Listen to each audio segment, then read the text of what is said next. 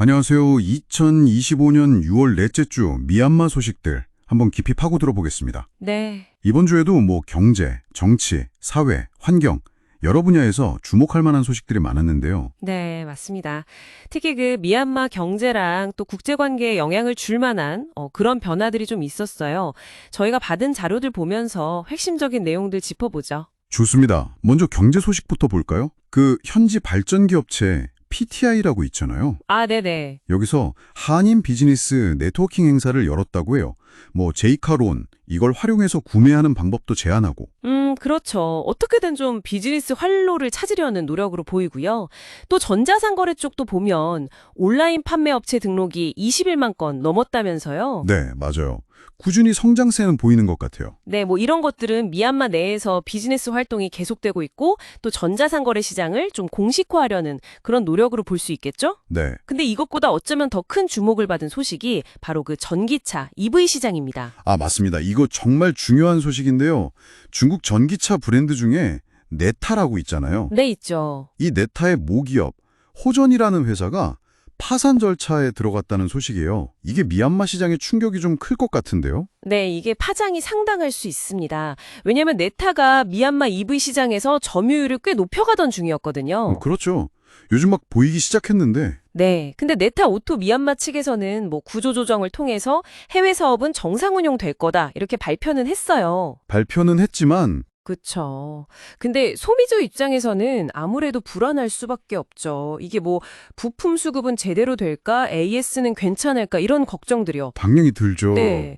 이게 또 다른 중국산 EV 브랜드들 구조조정 사례도 늘고 있어서 미얀마 EV 시장 전체의 어떤 불안정성, 이걸 키울 수 있는 요인이 되는 거죠. 아, 그렇군요. 이게 좀 큰 변수네요. 자, 그럼 에너지 쪽으로 넘어가 볼까요? 여기는 좀 상반된 움직임이 보여요. 네, 맞아요. 군정이 러시아하고는 에너지 인프라 투자 협정을 맺었다고요? 다웨이 경제투구에 석탄 화력발전소 짓는 거 속도 낸다면서요? 네, 그렇습니다. 러시아와의 협력으로 뭔가 경제 기반을 다지려는 움직임인데 동시에 이게 또 지정학적 긴장감이나 환경 문제 우려도 같이 나오는 상황이고요. 그런데 또 다른 쪽에서는 틸라와 공단에서는 중국 기업하고 손을 잡고 재생에너지 프로젝트를 한다고요? 태양광 발전 같은 거요? 네, GCLSI라는 중국 기업이랑 MOU를 맺었더라고요. 그러니까 한쪽에서는 석탄, 다른 쪽에서는 태양광. 좀 방향이 다르죠. 정말이네요. 러시아랑은 전통 에너지, 중국과는 신재생. 그런데 이런 큰 프로젝트들이랑은 별개로 실제 미얀마 주민들의 전력 사정은 여전히 안 좋다고 들었어요. 세계은행 보고서에서도 지적했다면서요. 예, 맞습니다. 특히 그 도시랑 농촌 간 격차가 굉장히 크고요. 공급 안정성도 문제예요. 농촌 지역 같은 경우는 전력 보급률이 한 80% 수준, 그 정도에 머물고 그마저도 제대로 공급이 안 돼서 자체 발전, 그러니까 오프그리드 방식에 의존하는 경우가 많다고 합니다. 비용 부담도 클 텐데요. 그렇죠. 비용 부담에다가 자연재해까지 겹치면 더 힘들어지는 거죠. 전력 접근성 문제가 여전히 심각합니다. 네, 참 어려운 상황이네요. 자, 그럼 정치 외교 쪽으로 한번 가볼까요? 군정의 외교 행보도 꽤 활발해요. 네, 그렇죠. 민왕 온라인 위원장이 벨라루스에 갔다고요? 유라시아 경제포럼 EAEF 참석하고? 네. 거기서 더 나아가서 유라시아 경제연합 EAEU의 참가국이 되고 싶다는 의사까지 밝혔다고 해요. 아, EAEU 참가국이요? 이건 좀 러시아 쪽으로 더 다가서는 모습인데요. 네, 그렇죠. 러시아와의 관계를 강화하면서 동시에 또 중국의 영향력을 좀 견제하려는 그런 다각적인 외교 전략으로 분석이 됩니다. 근데 군정이 국내에서는 또 2025 평화 포럼이라는 걸 열었잖아요. 네, 열었죠. 근데 이게 좀 실효성에 의문이 있어요. 예전에 그 평화협정, NCA라고 부르는 거요. 거기에 서명했던 소수민족 단체 일부가 이번 포럼에 불참했고요. 아, 불참했어요? 네. 그리고 민주진영 임시정부 격인 국민통합정부 NUG 측에서는 이걸 또 강하게 비판했고요. 그러니까 실질적인 평화 구축하고는 좀 거리가 있어 보인다는 평가가 많습니다. 그렇군요. 밖으로는 손을 내미는데 안으로는 좀 국제사회의 시선도 여전히 좀 싸늘한 것 같고요. 그 부패 인식 지수, CPI 지수 얘기도 있었죠? 아, 네. 그거 정말 심각합니다. 4년 연속으로 하락해서 2024년 기준으로 세계 168위. 거의 최하위권이죠. 동남아에서는 당연히 최저 수준이고요. 168이 정말 낮네요. 네. 법치가 제대로 작동 안 하고 투명성이 부족하다는 게 주된 이유로 꼽힙니다. 네, 이런 상황들이 참 안타까운데요. 사회 문제들도 좀 심각한 것 같아요.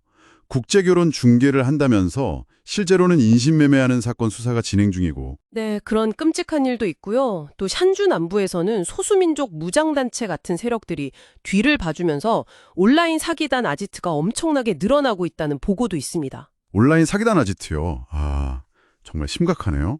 그리고 미성년자 대상 성범죄 문제도 여전히 심각하고 양군 시내에는 국어라는 아이들이 늘었다는 얘기도 있고요. 네, 맞아요. 2024년 성범죄 통계를 보면 미성년자 피해가 여전하고요. 거리 아동 증가는 정말 눈에 보이는 사회 문제가 되고 있습니다. 환경 문제도 빼놓을 수 없죠. 양군에서 쓰레기 분리수거 캠페인 시작했다는데 이게 얼마나 효과가 있을지는 좀 지켜봐야 할 것 같고요. 네, 사정 분리수거라고 하는데 아직은 좀 초기 단계인 것 같습니다. 그리고 수도 내피도 근처에서는 또 지진이 연달아 발생해서 주민들 불안감도 커지고 있고요. 아, 지진까지. 마지막으로 보건 쪽 보면 코로나19는 좀 안정세인가요? 신규 확진자가 29명이라고 하던데. 네, 숫자는 좀 줄었지만 보건당국에서는 계속 감시하고 백신 접종이 중요하다고 강조하고 있습니다. 그렇군요. 그리고 또 하나, 마약 문제. 이것도 정말 심각하죠.